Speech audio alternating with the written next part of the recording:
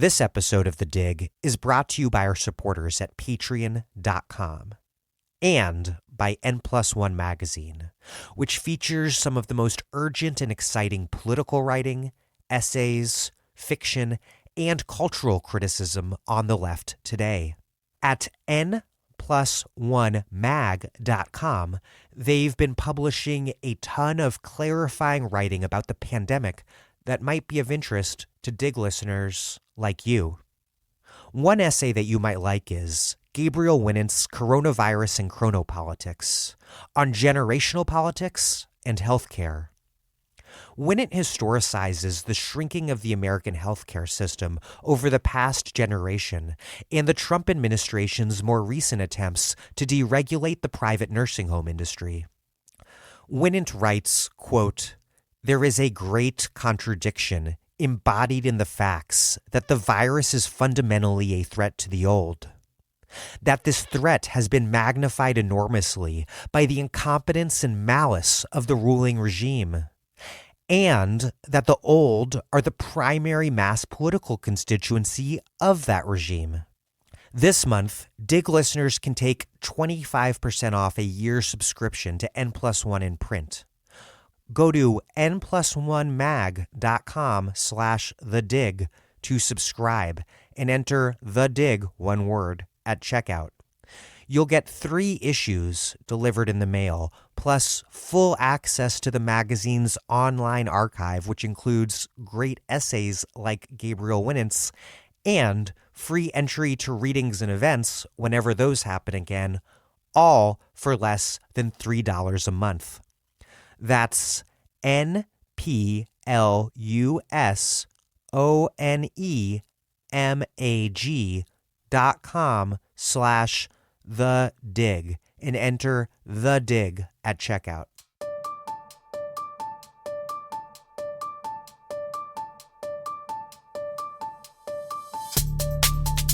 Welcome to The Dig, a podcast from Jacobin Magazine. My name is Daniel Denver, and I'm broadcasting from Providence, Rhode Island. An acute crisis like this imposes a hard distinction between before and after.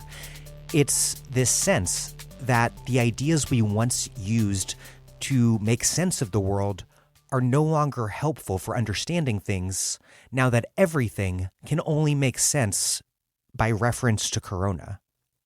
COVID-19 has indeed changed everything, but everything we already knew on the left is in significant part precisely what we need to know to analyze and then act upon these monumental changes. The fact that coronavirus is a global pandemic with its epicenter in the United States, rather than an outbreak that was stamped out early, is the result of the political and economic systems that were in place before COVID emerged. The fact that Donald Trump is the president in charge right now, that so many poor people and disproportionately Black poor people are dying, that our healthcare system is a for-profit murderous disaster. COVID explains little of this because the explanations are by and large to be found in the history that came before. The U.S. war on Iraq, and perhaps even more so, the powerful failure to reckon with the people and the politics that made it happen, are signal events in this recent history of the present. Today, I'm interviewing Brendan James and Noah Kulwin about Blowback, their new podcast series on the Iraq War. It is very good, and it is not just about the specifics of the Iraq invasion and occupation, but also about the deeper colonial and imperialist history that made the war happen, the very history that the event of the war rendered invisible to so many people. Today, Joe Biden is the presumed Democratic nominee in part because people like him who led the invasion were never held accountable. And so they can act like it's no big deal. Mistakes were made. It was a long time ago. George W. Bush had to be redeemed, in part because Joe Biden had to be redeemed. The fate of the entire bipartisan establishment was bound together. The consequences of the Iraq invasion are still being felt so powerfully Obviously, in Iraq, the broader Middle East, and the world beset upon by ISIS and by Islamophobia and nativism, look right here at home in a United States where the lack of accountability and consequences, the total impunity for this murderous affair, allowed Donald Trump's interpretation of what has gone wrong to win the day. This is, in short, all terribly horrible and disgusting. Anyhow, you can learn a lot more about it by listening to Blowback, which is available exclusively on Stitcher Premium. And for a month, you can listen to it for free. And I recommend that you do. Go to StitcherPremium.com and sign up with the code BLOWBACK, one word, BLOWBACK, for 1 month free. And then listen to Blowback. Before we get started, we are obviously busy making new podcasts all the time, and we're also working on setting up Dig book clubs, which are getting going very soon. We have a lot of people signed up, and we are also putting together a limited time, more narrative series on the politics of COVID. And we can only do all of this thanks to you, our listeners, supporting us at patreon.com/thedig. If you are interested in joining or hosting a Dig book club or in contributing to the COVID series, there is more information at thedigradio.com. But anyways, if you do have steady income right now and you can afford to do so, please support us with what you can at patreon.com/thedig. That's patreon.com/thedig. Okay, here's Brendan James and Noah Kulwin. Brendan James is co-host and producer of Blowback and a writer, musician, and former producer of Chapo Trap House. Noah Kulwin is a co-host of Blowback who has covered technology and politics for The Outline, New York Magazine, Jewish Currents, and elsewhere.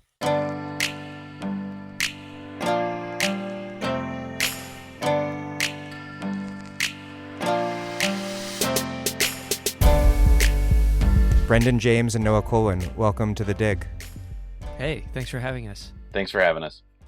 I want to start with the question of why this podcast about the Iraq War right now, because you obviously started before reality became entirely defined by coronavirus, but we can't understand this crisis or anything without understanding why we've been cursed with the dystopian political economy that existed prior to the crisis and is thus shaping the response to the crisis and the entire course of the pandemic.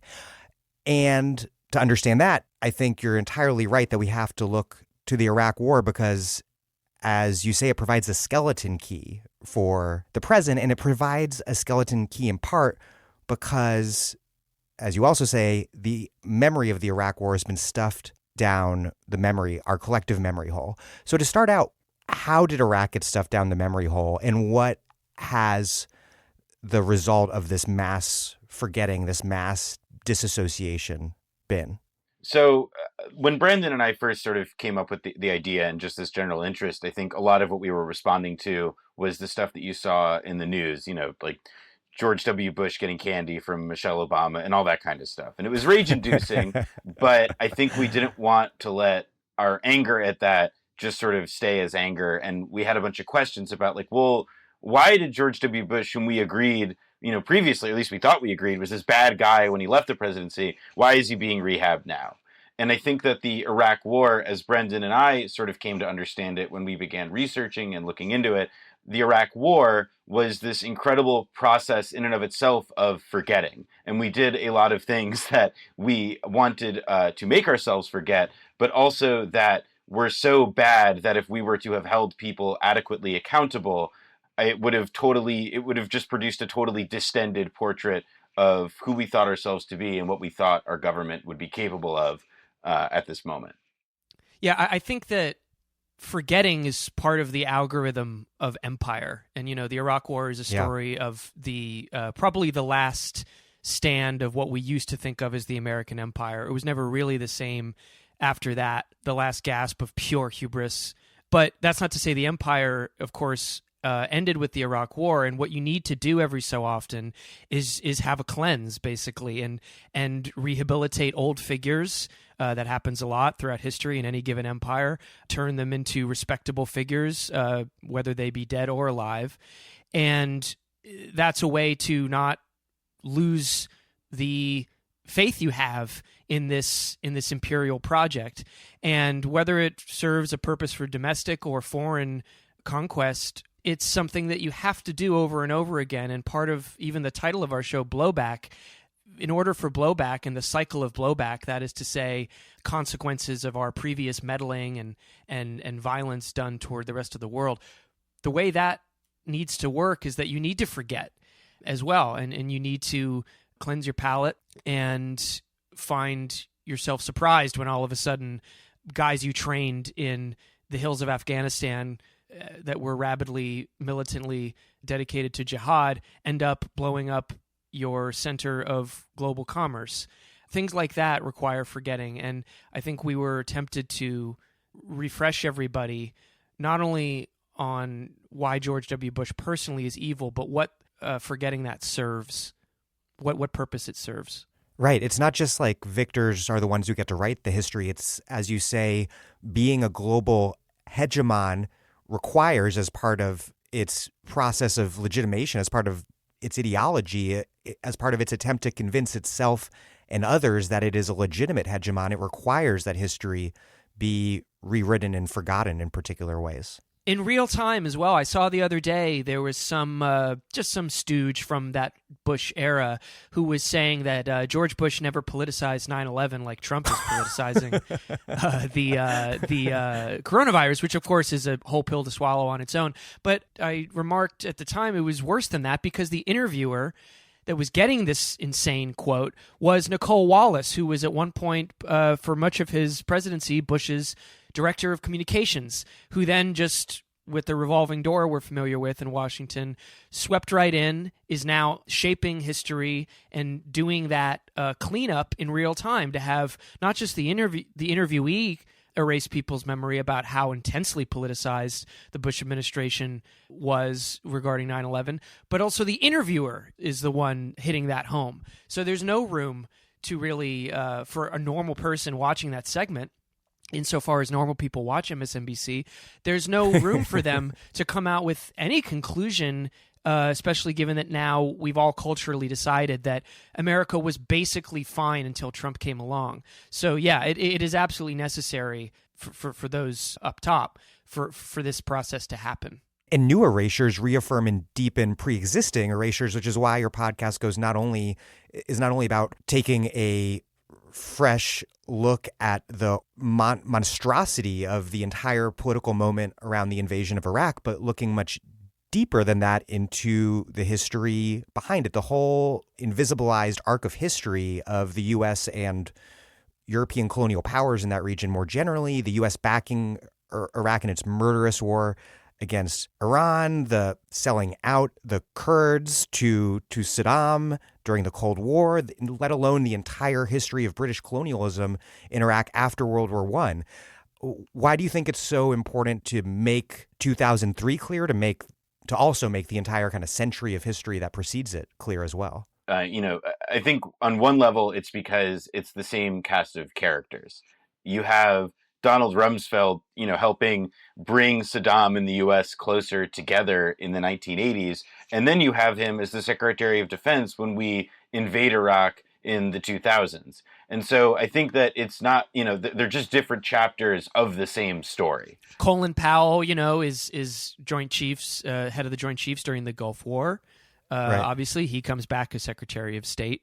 Similarly, Dick Cheney's Secretary of Defense in the Gulf War. So there's other characters as well. It is then maybe a bit more useful to think of, American policy toward Iraq and American interests in Iraq and how American power gets wielded vis-a-vis Iraq as sort of one longer story that, by the time we get to the point of the invasion in 2003, it sort of makes sense as to why the U.S. or why these people continually act in this way now, even with the hindsight that it was also doomed and fucked in retrospect. I'd also say that with regard to the even deeper history, we get into the Cold War politics. Iraq had a revolution, a pretty significant revolution in the 50s that essentially abolished the British-sponsored monarchy. That gave birth to a lot of different fresh and exciting politics for Iraqis to finally seize their own destiny. The U.S., of course, moved in pretty quickly to stomp out any possibility of that happening. And one consequence of that was the Ba'ath Party coming to power with the support of the CIA. Because they were hardcore anti-communists. They were very, very, very hardcore anti-communists. And, of course, in the tradition of Blowback, the Ba'ath Party was the party that Saddam Hussein would soon take over, who we would then depose in 2003 and try to knock off in 1991 as well. But even before that, even when we're talking about the British Empire, obviously the show it focuses mostly on America, as a wise man said, death to America, of course. That's our main villain in the story. But to bring up British imperialism as well, I think serves to show that this is really the same playbook.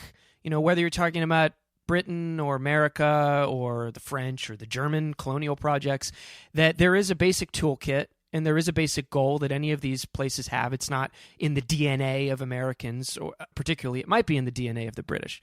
But that imperial era, for example, the British carved up Iraq after World War I, and the conglomerate of oil companies, two parts of whom main parts were British, they held the keys to all of Iraq's oil deposits. The Iraqis saw none of it. It was called the Iraq Petroleum Company, but there wasn't one share that went to the nation of Iraq. Similarly, when we invaded in 2003, almost 100 years later, the project of Paul Bremer, the viceroy in Iraq, we're even using the term viceroy there, his main job, besides pacifying the country, was to crack open that oil market and privatize a whole other bunch of Iraq's national state industry. So that's full circle. That's something that isn't an American prerogative or a British prerogative. It's a prerogative of any empire that seeks to do what empires do, which is plunder and control and guard the spigots of the world economy. And there are some aspects of, how America executed this in 2003 that, are, I guess, pretty distinctly American. I mean, for example, the fact that we wanted to launch this invasion and to maintain an occupation and to do all this, except that we actually, in a lot of ways, didn't necessarily succeed at even those sorts of attempts. And we failed in our distinct American ways. To talk about Rumsfeld for a second,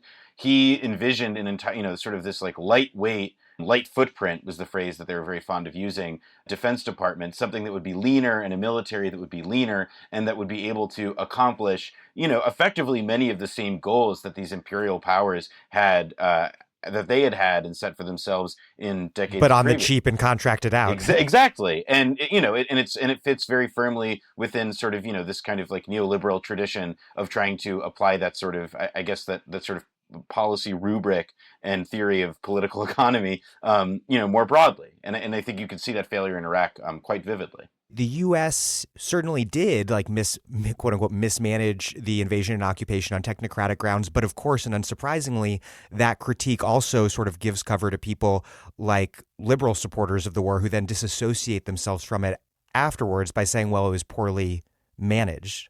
Yes. One thing we definitely wanted to do with the show was, of course, the invasion. Well, not really the invasion. That went pretty smoothly by American standards. But the occupation and whatever you want to call it, nation building in Iraq, of course it was bungled. And we don't pass over all the ways in which it was. But I do think that there's been such an emphasis and, to your point, such a kind of exculpatory emphasis on the bungling aspect. I think that has helped figures, not really like Cheney or Rumsfeld, but certainly Bush, to be remembered as basically like Frank Drebin, from The Naked Gun, where it's just like, well, we meant well, but he's a bit of a goofy cowboy. He forgot to dot the T's and cross the I's, and that is an overcorrection. And we need to, I think, get back to a more, I think, accurate and honest and therefore critical view, which is that, sure, there were a lot of mistakes, but the basic goal to thrash a country into submission and then create a a base of operations inside the Middle East, that was achieved. And the chaos that spiraled out after that is not altogether unwelcome, as, again, the concept of blowback has long showed us. So was it really that big of a bungle? On the micro level, yes. But we want to take mission accomplished, that banner that Bush stood in front of that everyone thinks is a punchline. We kind of want to take that at face value in the show, more or less. I think you guys talk about the Bush administration or the Defense Department sending like a penis enlargement guy or a erectile dysfunction guy or Dick something doctor to talk to a major Shia leader. Yes, that is in the very, very wonderful book by Rajiv Chandrasekaran, Imperial Life in the Emerald City, just so I can cite my source so no one thinks I made that up. Yes, there were all kinds of, absurd and comical levels of just like incuriosity, lack of any real. Even Paul Bremer, the viceroy of Iraq, he was quite the aristocrat. He was a long career diplomat. He spoke, I'm sure, a bunch of different languages. He was a French trained chef. He didn't know shit about Iraq, so he just ended up appointing some guy who held a patent to penile enhancement implants to go talk to an Ayatollah inside of Iraq, which is like probably the most inappropriate thing you could do. And beyond that, there's the much more bloody and horrifying consequences of that sort of cavalier American approach. Well, one example that I think of a lot in the story is, we demolished in the city of Fallujah, a Sunni stronghold where we said that there are all these Sunni terrorists that we had to eliminate, and therefore we reduced the city to rubble in 2004 over a couple different battles. Stage set piece battles. And one of the ways that we were, going to attempt to, manage the city of Fallujah was by creating a Fallujah brigade, which meant that in many cases, the U.S. military was literally just handing out rifles to people that it had just been fighting, but whom now it was said, like, all right, you're going to help us pacify it. And then they would just be fighting with the guns they gave them months later. And it was this kind of that cavalier attitude, I think, extended just to like the most basic assumptions about, it didn't require like sending the dick pill doctor. It was just a matter of empowering U.S. military leaders to make the worst possible decisions at every stage. One thing that I really like about your podcast is that it reminds me of an argument I make in my own book, which is about how the forgetting, like, and kind of disavowal of the origins and trajectory of the war on terror really sets the stage for the entire political situation at present, because everything just appears like it's out of the blue because it has no history. There's no relevant prior history that the United States might be implicated in. And so instead we just have interminable enemies who just emerge and threaten and hate us, like Iran and ISIS, and conflicts that are tragic, but whose roots are unknown, like the Syrian civil war, which then leads people to fall behind the same sort of leaders who do the same horrible things all over again. To bring it back to your original question, not only about foreign affairs, but about the politics that we've been living with for the past 4 years under Trump, it was the Bush administration that created ICE, for example. The Department of Homeland Security cropped up in, I believe, 2002 as a direct response to 9/11 and as a transitionary sort of grooming of everybody into thinking about a long-term global war on terror, the chief enemy of whom was Iraq. And out of that the Department of Homeland Security came the institution of ICE. This is now obviously one of the most recognizable faces of the abhorrent politics of Trump. But as I'm sure listeners to your show know, ICE had been operating under George W. Bush, in an early version, Obama, and then Trump. And the forgetting or the outright ignorance altogether, the never having known, that's something that we try to dedicate some time to in the show with regard to domestic politics, because it is mostly about Iraq. Most of it takes place in Iraq. But the authoritarianism and the descent into a baby's first fascism in America, I think you could very easily do a whole show just on how the Bush administration created that edifice as well. And I think that there are some other places in Iraq specifically where you can see this, like at Abu Ghraib the torture and the policy of torture. I think that you see Iraq in a lot of ways as kind of a, if not necessarily exactly a laboratory, it is absolutely a place where a lot of the worst policies and practices that will evolve to become even worse over time were ultimately first carried out or exposed for like their full horror. And we cut these little teasers. I edit these little trailers for each episode now as we're promoting the show to give it some kind of visual component. And when we did the invasion episode, the images I was struck by, and people told me they were struck by, is once we had invaded, all the images and video just from the AP, Associated Press, their archives, of American soldiers throwing Iraqis with hoods over their heads into trucks and just driving them away. I mean, I think people rightly recoil in horror at the images that come out of the Trump regime and the operations of ICE. But I mean, what are we looking at in Iraq if not that same treatment of human beings? And at a time in which the man in office is now, as Noah mentioned earlier, Secret Santas with Ellen DeGeneres and Michelle Obama. I mean, that's a disgusting, j'accuse, I guess, against people who you think are your friends at the top of this imperial system, who just think, yeah, all's forgotten. Those were just Iraqis after all. I think that we should pause just to emphasize, especially for younger listeners, how shocking it initially was to a lot of us how quickly George W. Bush has been rehabilitated. Because thinking back to 2008, when Obama won, Bush wasn't just hated by liberals, like really hated by liberals, but also abandoned by many, many conservatives. And he exited office with a rock bottom approval rating.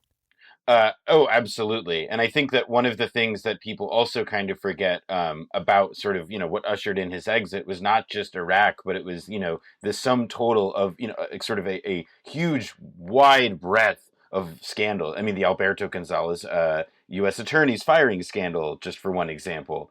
I mean, Dick Cheney shot a guy. Hurricane Katrina, to talk about, a relevant example of a humanitarian domestic catastrophe.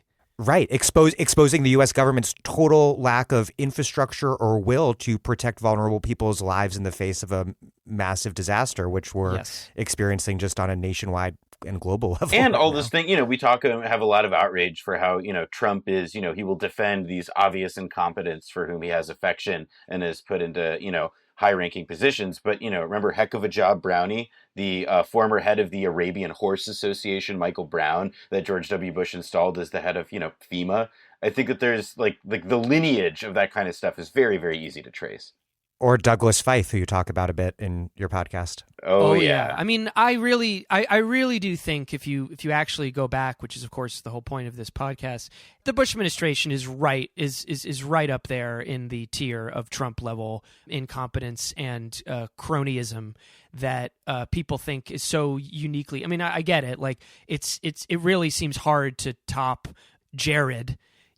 But you can actually go pretty much toe to toe, and some of them were more polished than others, perhaps. But Doug Feith, yeah, man, what a rolling calamity! And Doug Feith, for those who don't know, he was the guy who ran. He was one of Rumsfeld's key deputies. He was the undersecretary for policy in the Defense Department, and he ran the Office of Special Plans, as it was called, because they couldn't call it the war. The evil war scheming committee in the lead up to the Iraq War. They had to give it a bland sounding name. And he was the guy who oversaw the manufacture of evidence to accuse Saddam of having associations with al-Qaeda, perhaps being behind 9/11, and of course having WMD. He then was put in charge, after doing a bang up job with all of that, and he was put in charge of occupying Iraq. And he has a Mo Howard haircut. He looks like a fourth stooge if they ever needed a fourth one. And I think in the first episode or so, I try to compile moments of him giving press conferences, and he just can't get a coherent thought out. He is a complete dullard. And he was the... What was it Tommy Franks said about him? Tommy Franks. Called him the stupidest man he'd ever met or something? He said, this was the head of Central Command. By no means a good guy, but someone who had to work with Doug Feith, and he said, I have to work with the stupidest fucking guy on the face of the earth almost every day. And that was Doug Feith. So, I mean, even within the ghoulish Republican and military establishment, the Bush crowd were renowned for their smooth brains. I'm Aziz Rana, and you're listening to The Dig, a great place for analysis about where we are, how we got here, and what can be done. It's my favorite podcast, and you can support it at patreon.com. This episode of The Dig is brought to you by our listeners who support us at patreon.com and by Verso Books, which has loads of great left-wing titles, perfect for Dig listeners like you. One that you might like is The Conservation Revolution, Radical Ideas for Saving Nature Beyond the Anthropocene by Bram Buescher and Robert Fletcher. Conservation needs a revolution. This is the only way it can contribute to the drastic transformation needed to come to a truly sustainable model of development. The good news is that conservation is ready for revolution. Heated debates about the rise of the Anthropocene and the current sixth extinction crisis demonstrate an urgent need and desire to move beyond mainstream approaches. Yet, the conservation community is deeply divided over where to go from here. Some want to place half Earth into protected areas. Others want to move away from parks to focus on unexpected and new natures. Many believe conservation requires full integration into capitalist production processes. Building a razor-sharp critique of current conservation proposals and their contradictions, Buescher and Fletcher argue that the Anthropocene challenge demands something bigger, better, and bolder. Something truly revolutionary. They propose convivial conservation as the way forward. This approach goes beyond protected areas and faith in markets to incorporate the needs of humans and non-humans within integrated and just landscapes. Theoretically astute and practically relevant, the conservation revolution offers a manifesto for conservation in the 21st century, a clarion call that cannot be ignored. The conservation revolution, Radical Ideas for Saving Nature Beyond the Anthropocene by Bram Buescher and Robert Fletcher. Out now from Verso Books. The mass forgetting also, I think, reflected this incredible weakness of the left throughout the decade, which is something that we should keep in mind as we mourn the end of the Bernie campaign, at least as we had known it, that we're still in a much stronger place and we're just plain relevant, which was not the case in the 2000s. There was a strong anti-war movement, not against the invasion of Afghanistan at all, because I was at those protests and not many people were, but the anti-Iraq war movement was really big, but it was short-lived, incredibly short-lived, and then immediately folded into the 2006 midterm elections when the Democrats took back Congress, and then into Obama's 2008 campaign, who was an anti-war candidate of sorts in the way he was presented and interpreted. I think one place where you can sort of locate at least some of the blame, if not all of it, but at least a substantial chunk of it, was the degree to which a lot of the Democratic political leadership, who, are ostensibly, I mean, as we know, this is a joke, but are ostensibly supposed to at least represent a left of some sort. And they just became Bush's willing co-conspirators in many respects. Well, they offered very large, big picture criticisms of Bush and saying that he lied and that he was bungling the war. They were happy to continue helping to pass the bills to fund the war, and they were happy to pass the bills that allowed the White House to acquire all of the executive power with which they could do the bungling. So I think that, if you want to look for or identify some of the weakness of the left, a lot of it is because the people who were supposed to, the people whose jobs were supposed to be to represent something like an opposition, instead just became lapdogs to power. The Democratic Party was the gravedigger of the anti-war movement. I mean, it wasn't the Republican Party. They were doing all the war. That was a very good opponent to have if you're an anti-war movement. It was the Democratic Party. I interviewed Cindy Sheehan a couple years ago in the lead up to the 2016 election to talk a bit about what she felt about Hillary being the candidate and the Democrats betraying her back in the midterms in 2006, because Pelosi and the congressional leadership of the Democrats, and they did take back in a bloodbath. They took back Congress. They used Sheehan in particular, but also the anti-war movement as their credential, as they were trotted out for the Democrats to embarrass Bush and to claim that they would essentially end the war, was the real promise. And once they got in, they completely abandoned all of them, taught the anti-war movement yet another lesson about what it means to trust the Democratic Party, and the movement pretty much fizzled. I mean, unfortunately, as you say, it was not much of a broader sort of movement other than this very specific issue, very worthy issue of ending the war in Iraq. But when you're attached to a gang of complete flim-flammers like the Democrats, and they betray you when they get back in power and don't owe you really anything, your movement is almost certain to dissipate. I'm not saying that's the only thing that was contaminating the anti-war movement, but it was certainly the reason why they fell out of any real position of notice or power in the mid-2000s. And as you say, it took a long time after that for any public face of, if you like, radical demands from the American left to come up again. And I do think, Dan, you talked a moment ago a bit about, how Barack Obama ran an anti-war campaign of sorts. Well, I think that part of that was also not that he ran an anti-war campaign of sorts, but that he spoke to a very obvious disaffection, and, he didn't deny the very clear reality of how bad things were going, and the fact that all of the, that his primary opponent, Hillary Clinton, was somebody who had voted to help make those bad things the way that they were. And to talk again about things that, like the sort of eternal recurrence of this, I had a very big aha moment when I was going through some of the reporting about why Hillary Clinton did not want to, what was her response to the fact that she had, supported the war in 2007, 2008, when she was being pressed on that by Obama. And what what it later emerged, what she told staffers, was that she thought an apology or taking responsibility for it would be a distraction, that it was irrelevant and that it wasn't an issue. And I can't think of any way that the Clinton campaign choosing to deny a big liability could ever be something that would later bite them in the ass. It's just not something that I've ever. It's far beyond.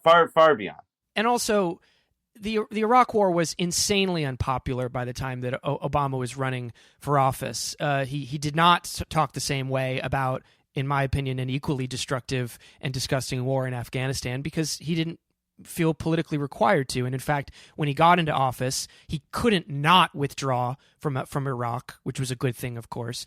But he increased the levels of troops in Afghanistan by the tens of thousands. And this became liberal Democratic Party orthodoxy, at least beginning in 2004 with John Kerry's race, this idea that there was a good war and a bad war, Absolutely. sort of. And we took our eyes off the ball, Absolutely. which is a technical. And so opposition to the Iraq war is not embedded within some larger anti-imperialist critique. It's like a technocratic critique that we did the war on terror wrong. Correct. And there's all types of figures. There's degrees of that throughout this whole sordid story, because you have John Kerry, as you just pointed out. We have a whole episode on the 2004 elections and why he reporting was for duty. Yeah, reporting for duty. Just the most uninspiring possible mummy figure that you could have dug up. But also until 2020. Until that point, yeah, exactly. And that's another thing. I guess we should mention that is that Joe Biden. We bring him up during the show, but we were recording this most of January and February, so it wasn't quite clear how much of a mainstay in our political landscape he was going to be still at that moment. And unfortunately, he's turned out to be, at least for the next several months, still in front of us. But Biden was the head of the Senate Foreign Relations Committee. He had, if anyone in the Democratic Party had the access and the basic position to sniff out what a horrifying crime this was looking to be in the mid 2002 or early 2002, let alone go time in March 2003, it would have been him. And he was one of the most enthusiastic advocates for it, and famously called it not a march to war, but a march to peace. So this guy, cool. That's literally Orwellian. Yes. Literally. And I was cutting the audio to use in the show of, a lot of senators. There's a montage we have in episode 3 of some of the key figures you'll recognize today voting for the war, and then some that voted against it, Bernie Sanders and Barbara Lee being among them. But when I was cutting the audio, Hillary, she got up there. I'll give her this. She did it in about 15 minutes. She gave her speech and then voted for the war and sat down. Biden spoke for like 3 hours.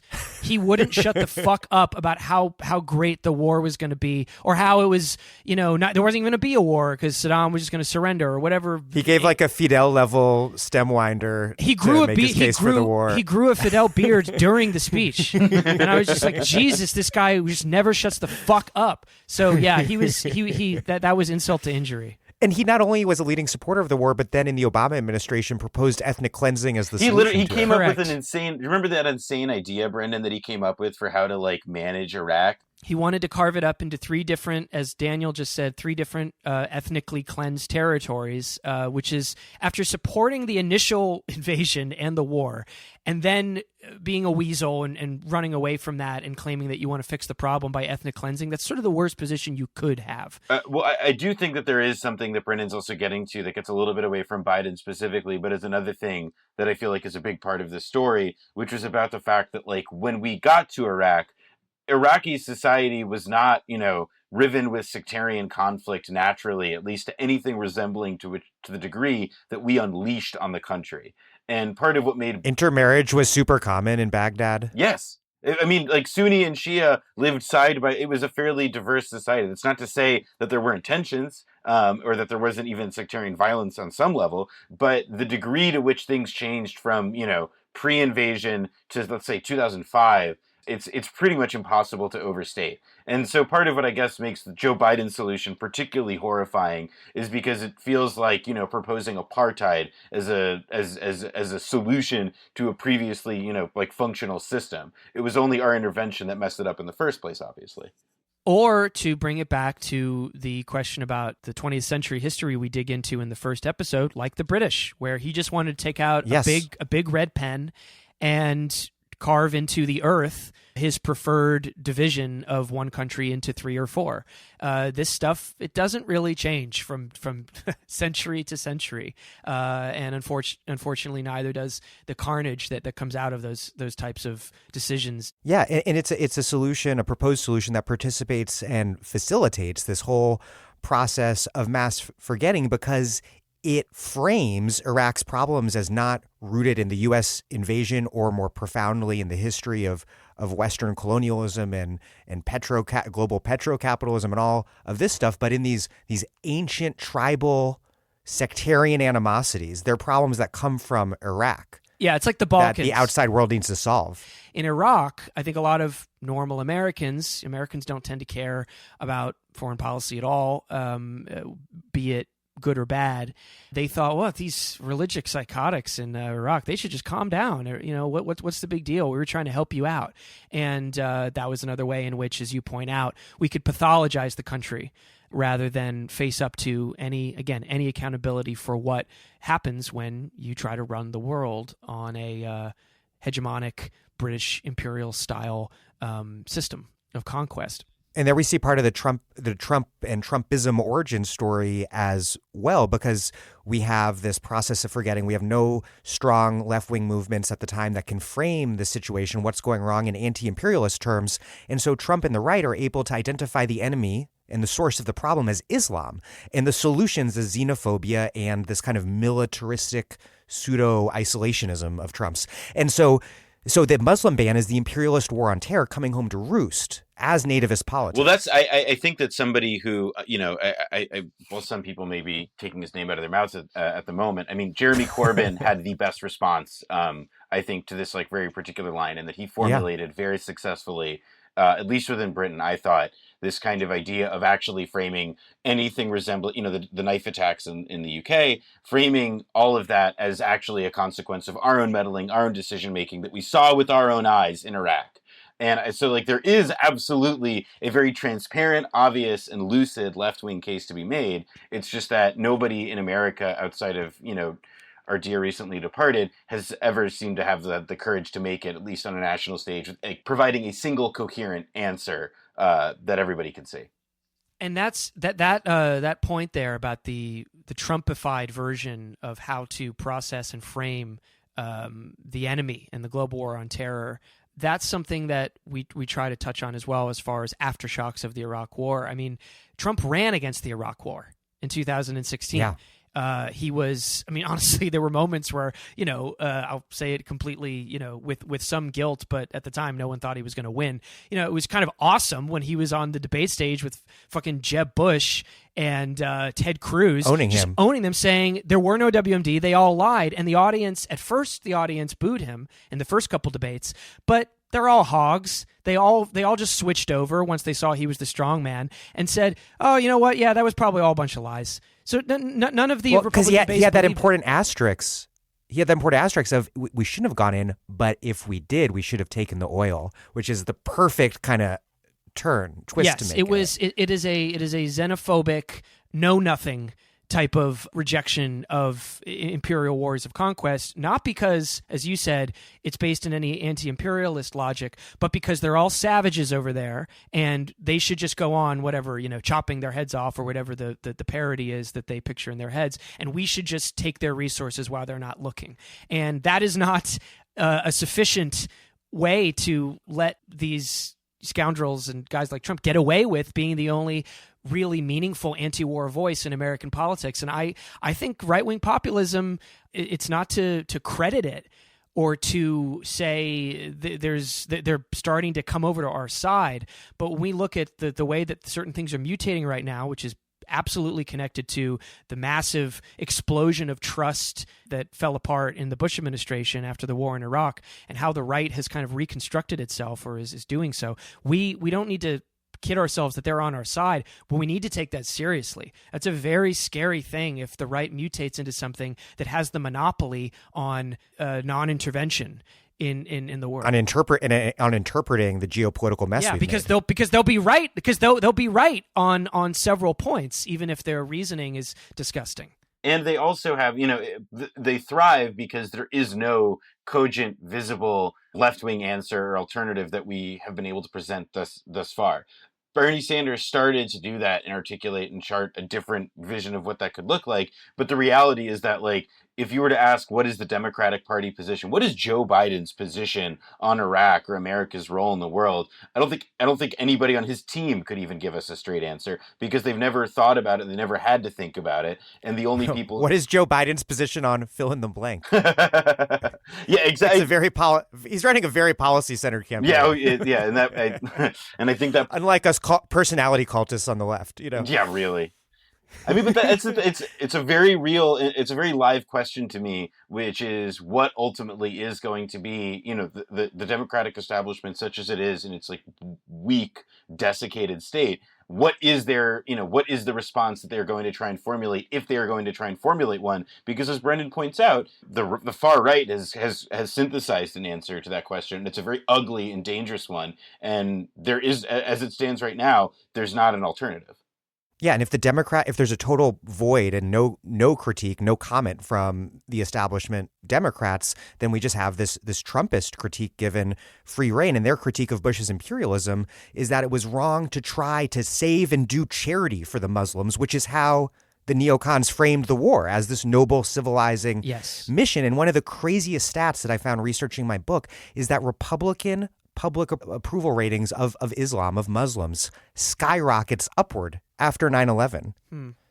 Because this neocon framing of the war as a civilizing mission holds. And then when it cracks, it's the Trumpists who pick up the pieces and reframe it on their terms. In the Lovecraftian hell that I've been living in, watching the archival footage of the three major cable networks during this period that we cover in the show, I don't spend a lot of time on Fox, because honestly, it's we know what we think about that side. The ecosystem is clear. It was cheerleading and jingoism, etc. But as you say, it was this paternalistic jingoism, where especially during those images of that stupid little statue coming down of Saddam, and the American flag being put over his face, and us helping these poor little Iraqis who couldn't do it themselves with a big tank pulling down the statue of the dictator, etc. By the way, that moment was completely stage managed, totally stage managed by the Marines, in the Marine Corps in particular, and all these other photo ops that occurred in the early days. You hear Fox News anchors, some of whom will go on to bemoan Obama for not calling all Muslims radical Muslimic style jihadists. They're saying, it's in the Arab culture, it's very important to understand that the shoe throwing is a sign of disrespect. And, these people really... In the U.S., it's a friendly gesture. Yeah, well, exactly. Yeah. But just these people, they've been wanting freedom, and it warms your heart to see them all finally now, being able to take control of their own destiny. And it's this paternalism that sounds like... And I'm sure they're patting themselves on the back that all these Fox News viewers and indeed hosts were thinking, yeah, I'm a friend of the Arab. I'm helping him kick out this cartoon bad guy, and I could see myself being friends with maybe a few of these people, the good ones. Well, yeah, but then it's and then you immediately the camera shifts, and suddenly you're asking literally any Muslim in America who lived those years, or any Iraqi who lived those years, and you will find out that paternalism is entirely a facade, and that it was just such a transparently flimsy justification for wanting to do all these things. It coexisted with us, the Bush administration, that's to say, infiltrating mosques, developing the new capacity to spy on and disrupt life in Muslim communities inside of America. And the NYPD, too. Correct. Oh, NYPD, by the way, if people want to tune into the show, they'll get a special guest appearance from former NYPD Commissioner Bernie Kerik, who was the Interior Minister of Iraq for about a second. God, he is a character. That story is, there could be an entire podcast, I don't know, 8 episodes kind of telling, narrating his rise and fall. He founded a death squad while he was over there. It's insane. And then he got busted for tax evasion and went to prison until recently. He got pardoned by Trump. But was nominated. Bush tried to make him DHS secretary at Giuliani's suggestion, right? Yes, Giuliani, who was also the string of this is 6 degrees here, but Giuliani was also briefly considered to be viceroy of Iraq himself back when they were still picking. And it was, I think, chiefly the reasoning that he didn't get it was because he was sad about 9/11 and was also just starting up a new consultant company. So I think another thing that we should talk about in terms of the present day impacts is just that it really did impact the Democratic primary, and we need to think about this mass forgetting as one reason that Joe Biden defeated, or is in the process of defeating, Bernie Sanders, because Bernie's attacks on Biden over his support for the Iraq War, he made a bunch of them, and they were totally necessary and justified, but I don't think they really stuck. There was a sense that this was old, picking on Biden over old news. And so while Bernie's attacks didn't hurt Biden as much as they should have and as much as we would have liked them to, still, Bernie raising the issue and attacking Biden for supporting the war is good in and of itself, for the same reason that your podcast is, because it repoliticizes this history and makes it newly visible. So on the one hand, I'm pissed that the attacks didn't stick and that not enough people considered them relevant. But Bernie, in making those attacks, did more to kind of keep the Iraq history alive and keep it from being erased than any politician I'm aware of in a long time. Oh, absolutely. And I guess one thing that I would also note there is that he's making those attacks now, but it's also going to be, the future of the Democratic Party is going to be those attacks. If it's not Joe Biden, it's going to be any of these other sort of stand-in political figures who have the same legacy, the same beliefs, the same attitudes, and they're going to have to suffer the same kind of scrutiny. I think that Bernie is not, if anything, it's not like he's going to be the last one to make these critiques within Democratic or left-wing politics, but only he's a sign. It's a sign of what's to come, because I think that the awareness and the outrage and the frustration is all through there.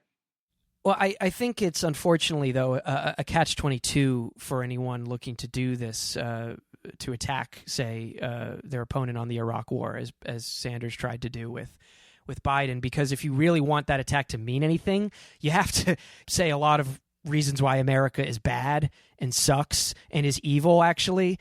And you have to maybe say, It wasn't just like this vague war where like things blew up and then it ended. We designed a forced labor system in Fallujah. That's kind of like what the Nazis did. People go, "Oh, shut up. That's not my country. What? He's calling us Nazis." You have to say we killed at least 600,000 people, maybe 1 million. People go, "Oh, where are you getting these numbers? That's shut up. This is that's uncalled for." And you really, I think, will run up. I'd hate to be right about this, but I wonder how possible it is to really make the attack and then put teeth on it with the actual facts that are going to make people think you're just sort of like a parody of whatever they think of as like whatever Michael Moore or some unreasonable lefty or liberal who thinks America is evil, which, to underscore this, it is. And I don't know if Bernie obviously wasn't ready to make that attack. He had to sound like, we're a country that's worth redeeming.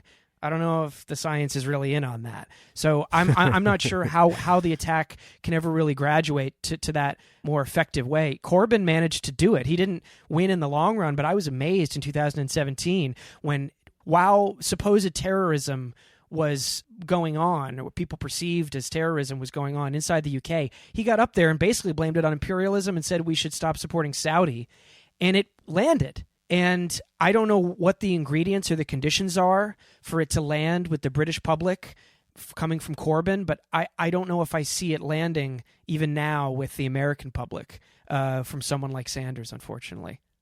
The story you're telling is also a media story. It's a media product about other media products, like all good media products. You have like the New York Times' Judith Miller, who infamously, of course, laundered the Bush administration's totally false case for war to the public. There were some important exceptions, but it wasn't just Judith Miller's active misinformation. There was also this just totally general failure of mainstream media to question the invasion. And so Miller's kind of maybe an extreme example that obscures the more banal, everyday deference that, in part, it's this conventional issue with the media that just emerges in mass media and capitalist societies, basic manufacturing consent type stuff. But then everything was even worse because it was all of that already bad stuff was exacerbated by a post 9/11 jingoism that I think younger people who weren't sentient at the time won't recall. And that jingoism really softened much of what little critical edge did exist in the mainstream media. Say a little bit about the media's role. Yeah, I think that you can, there's a few different like kinds of ways or varieties in which the media helped sell the war and helped, like manufacture a certain set of stories about the case for war and then the war itself.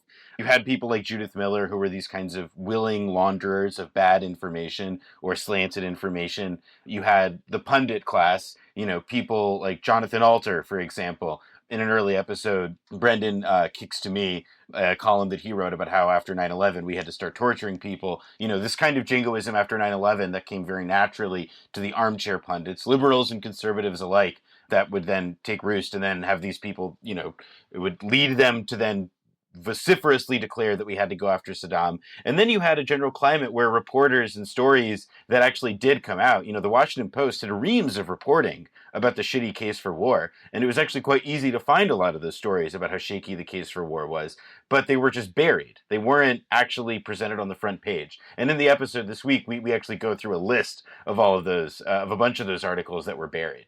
And so I think that, to me, that it's, you kind of have to look at all those different sort of pieces and how they fit together. Because while the Judith Millers surely deserve a lot of the blame, there's also a series of institutional failures ranging from the New Yorker to the Washington Post to obviously cable television, where just quite simply they weren't interested in asking any of those questions. And even when they did ask and they knew and they had the information about how sketchy, what Ahmed Chalabi was saying, when they had the information about how Ahmed Chalabi's, sourcing was total bullshit and hokum, they too chose to ignore it. So it wasn't that they were just totally misled or lied to. I think what some of the failures of the media that at least we discussed reveal was that they were actually, quite comfortable dismissing the information that was made available to them. Or when you couldn't, like in a newspaper, for example, as Noah said, there's all these stories that were there, like they weren't the lead reporters necessarily that were getting all the attention, like Judy Miller or Woodward. But there were stories coming out in the Times or in the Post, but you can push those to another page. In a medium like cable news, where it's pretty much right in front of your face and you can't marginalize information like that as much, Phil Donahue on MSNBC was crying bloody murder about the war being a horrible and bad idea, and they just fired him. And he obviously, was a staple of most people's understanding of daytime, American talk shows, and they canned his ass because he wasn't getting with the program. So you had that going on in journalism proper from the New York Times and the Washington Post and a bunch of other papers. Then you had the pundit side, as Noah mentioned, like the philosopher kings like Thomas Friedman and David Brooks.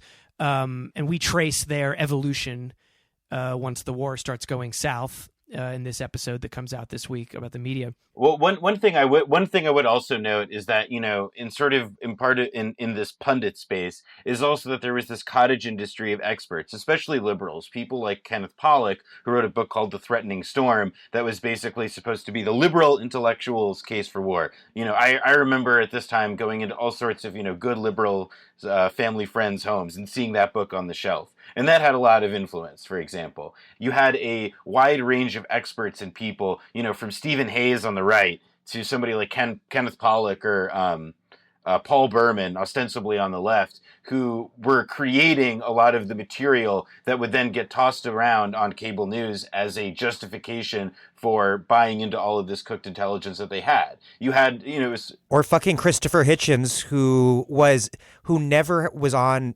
TV that I recall when he was a Nation writer. Hey, kind of Dan, on the he left. was on C-SPAN a lot with Brian Lehrer. Yeah, and then he becomes a hawk, the big hawk who breaks up with the left over the Iraq. It's a good racket invasion, and then he's everywhere. I mean, when he gets celebrity when explodes, he gets he's when rewarded. He gets U.S. citizenship, who is it that swears him in? No, it's Secretary of Homeland Security Michael Chertoff swearing him in. I mean, it's like he's somebody whose evolution is obviously quite special and psychotic. We talked about him a second, and then I think out of pure, and I should disclose, when I was in high school, I was a big Hitchens fanboy because I was me too. Young. We all okay, so we're all in the same young men on the here. Yep. It's young, angry white boy. But of course, you can't. At a certain point, that dream dies, and so we recognized in the show he was, I guess you could say an interesting case. I think he's just a more erudite and lettered version of any number of ex-trots who almost like clockwork turned neocon around the 90s. He just put it off a little bit longer. We talked about him for a second on the show, and then I just cut it out, being like, fuck that guy. I don't want to give him any more attention than he deserves. You don't have to cut this out, but yeah, he was the thinking man's apologist for war, and all the more disgusting because of that.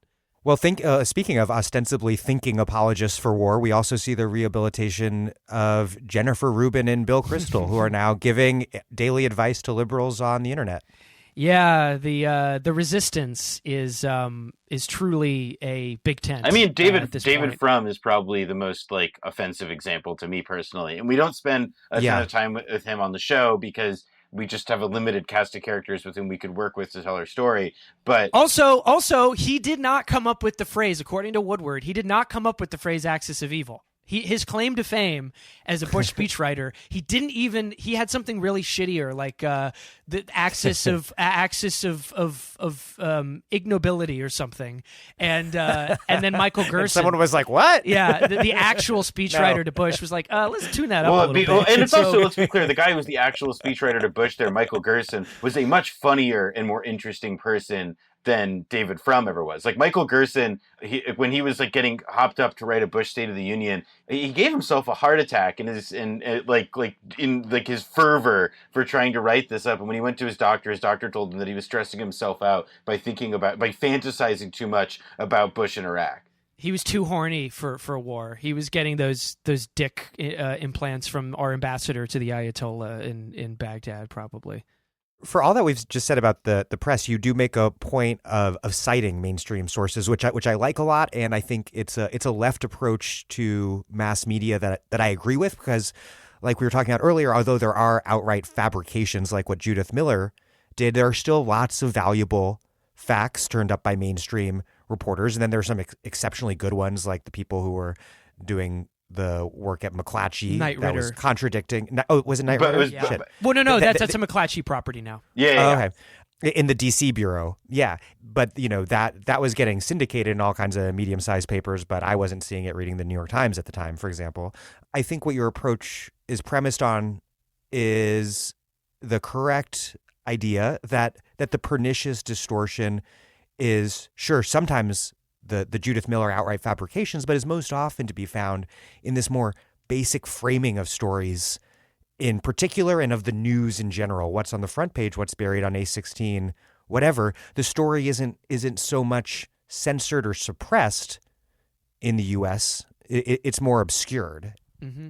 Yeah, I think that's the old, construal right of American style management of the press versus a more authoritarian idea. We think of Pravda or any. The UK is a good example. They just censor shit there. The press just does not have the same rights that it does here. But ultimately these are like all liberal bourgeois constructs. These are illusory freedoms that you don't need to have as heavy a hand, because in many ways the American press is all too happy to deliver the official narrative and the narrative preferred by, certainly in the case of the Iraq War, the Bush administration. And so there's no need to crack down on them. You'll spoil a good relationship. And there's that old poem about there's no need to bribe a British journalist, seeing as what he'll do unbribed. There's no occasion to. So the same goes for America. But that's not to say we didn't censor and do totalitarianism style media management in Iraq.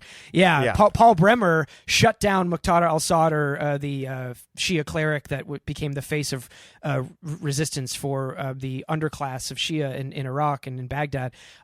He had a newspaper, and the newspaper had accused Paul Bremer, the viceroy, the American viceroy, of becoming the new Saddam. So Bremer promptly shut down the newspaper operating in Muqtada's neighborhood and imprisoned one of his lieutenants in a move to prove he was not the new authoritarian.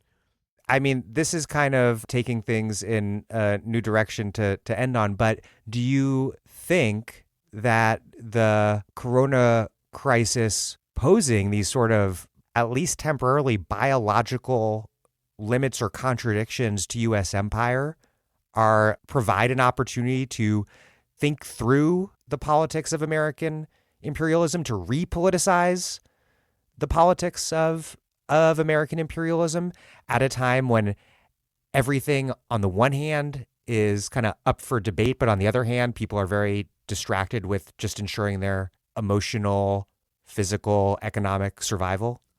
I think that an obvious reference point here would be the sanctions we're imposing on Iran while they undergo an even more serious crisis than America, which is a pretty high bar, and how it is directly resulting in untold suffering that will scar that country for decades to come.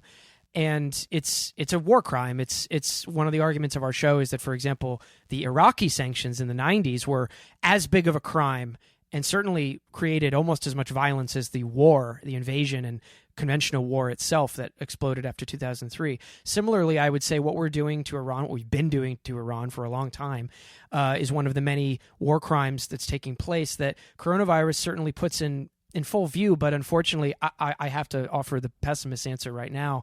I think that unlike the Iraq War, in which Americans, were basically just encouraged to consume more and enjoy it and maybe even walk around with a little bit of pride that you were kicking ass overseas. Right now, this is a crisis that's maybe for the first time in 100 years actually affecting everyday Americans. And I don't know if, as a people, if we're necessarily going to take that moment to broaden our sense of egalitarian notions of compassion or sympathy, or whether it will drive us to be ever more introverted and dismiss the sufferings of others, even when we're directly responsible. I don't know. That's what I'm vibrating toward right now. But if there is any hope for something good to come out of this crisis, I would hope that one of the things is ending the fucking sanctions against Iran, which is not only an inhumanitarian thing in and of itself during this devastating plague, but is, just like the Iraqi sanctions were in the 90s, almost certainly priming the pump for us to make war on them in the future, whether it be a year from now, 5 years from now, or a little bit longer. And which almost happened a few months ago. Yes, I mean, and that was a live question for us as we were making this. Feels like 5 years ago, but that was just a few months ago. Another aftershock of the Iraq War. Yes. I mean, one thing that I would also advance as a kind of, not so much like a good news or bad news kind of like view of the situation, but is to say that one thing that we really tried to do with our show, and you know, where the title comes from, this idea of blowback, is to suggest that actually these kinds of events of, you know, mass destruction and calamity are they happen by design, and they fit a certain purpose and a set of goals that are not, you know, like people's. They're private interests. And I think that with COVID, you know, obviously the coronavirus, the virus it serves no master. It's literally, it's nature. But I think using coronavirus and sort of being wary of the ways in which, you know, these decisions that seem to just be creating more and more horrible chaos every day, you know, an overloaded unemployment system, for example, are actually serving the purpose of people who want to eliminate these things altogether. I mean, I know that it was a very thinly sourced kind. The Naomi Klein thesis, basically. We should this isn't like this isn't a novel analysis we came up with on our own in the lab. I think you could call it the shock doctrine. By God. Yeah. Disaster capitalism. But whether or not that, you know, there's disaster capitalism, obviously, imperialism is a part of that. Whether there's a disaster imperialism or a disaster anti-imperialism, hopefully, I guess that, not to cop out, but I guess that really does remain to be seen. Stuff could get really weird within the next couple of years, in a good way as well, or in a nightmarish way. And I think that the just to not end it there, I think that the circumstances that could give rise to something more constructive, I mean, the wheels of history are turning. I don't know whether or not capital can fully recover from this. I think it's possible that it can, but I mean, it's as probably as panicked as anybody else, as the big blob, you know, as the thing. But the focus for I think anyone on the left should be toward this exact question, you know, because as the Naomi Klein thesis and many others tend to go, this would be a great time for a lot of looting and a lot of pillaging and a lot of sneaky maneuvers to take place, just as they did in the catastrophe in Iraq, in which, you know, Exxon and Total Oil and Halliburton and Blackwater got to wet their beaks while a slow-moving genocide occurred over about 5 years in that country. So we need to be paying attention for that very approach going forward. What I would hope that at the very least we can, you know, sort of identify at this moment is, you know, that this is what's, like, we do at least now have like at least something resembling a toolkit and the beginnings of what look like mass movement politics that, you know, could maybe hope to address these in, you know, should the crisis, you know, should we ever be allowed to stand next to one another again? And that's sort of what I've been, at the very least, that's what I've been hoping for. As long as things don't go back to normal, because that's the worst. Yes. That's my biggest fear, actually. I mean, aside from, you know, the bottom falling out totally, and, you know, going into Mad Max direction or whatever, like bullshit fantasy that is. But like, I agree with Brendan, a fear of going back to normal or attempting to go back to what we would call a normal is really, because that's Iraq. That's the Iraq War. You know, it's fine. Yeah, that's the Iraq War. That's financial deregulation. That's the mass deportations. That's everything that pre-existed. And it just means we're set up for at least some other crisis down the line of, if not the same proportion, similar. And that's a problem that we've really learned a lot about in this Democratic primary, is that even though Trump's 2016 election is no doubt a symptom of a legitimacy crisis for the U.S. political and economic system, that part of the mainstream liberal response to that legitimacy crisis is to precisely crave that return to an imagined normal. Well, yeah, let's not do that. Fuck, I ended it on a bad note. Brendan James and Noah Kulwin, thank you very much. Yeah, how did you not steer this this conversation about the Iraq War into a sunny place? Yeah, I mean, it's like you could have told a joke. I don't know. It's Thank you so much.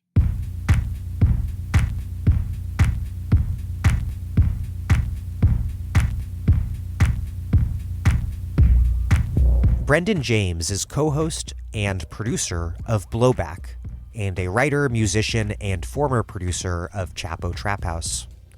Noah Kulwin is a co-host of Blowback, and he has covered technology and politics for The Outline, New York Magazine, Jewish Currents, and elsewhere.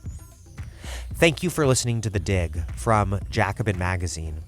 As Marx once said after noting that the tradition of all dead generations weighs like a nightmare on the brains of the living, while other podcasts have only interpreted the world in various ways, our point is to change it. We are posting new episodes every week. The Dig was produced by Alex Lewis, music by Jeffrey Brodsky. Our communications coordinators are Julia Rock and Zachary Nin. Our senior advisor is Thea Riofrancos. Check out our vast archives at thedigradio.com, where you can also find out about joining or hosting a Dig book club. Please do follow us on Twitter at thedigradio, and find us wherever you get podcasts and subscribe to this podcast. If it is on iTunes or wherever else, please also rate and review us, because that ostensibly helps introduce us to new and unsuspecting listeners. But what truly does that is you telling other people that you know about the show and why you like it and why they should listen to it. Please make propaganda for us. And do find us at patreon.com/thedig and make a monthly contribution to keep this operation up and running strong. Even a few bucks is huge.